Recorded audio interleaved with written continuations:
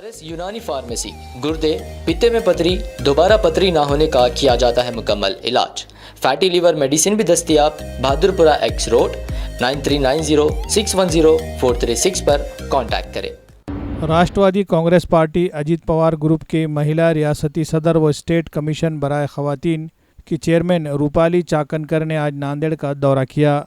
इस दौरान उन्होंने अपने मसरूफ़ तरीन अवकात में से वक्त निकाल राष्ट्रवादी यूथ कांग्रेस पार्टी के शहर व ज़िला सदर मोहसिन खान पठान के राब्ता दफ्तर पहुंची।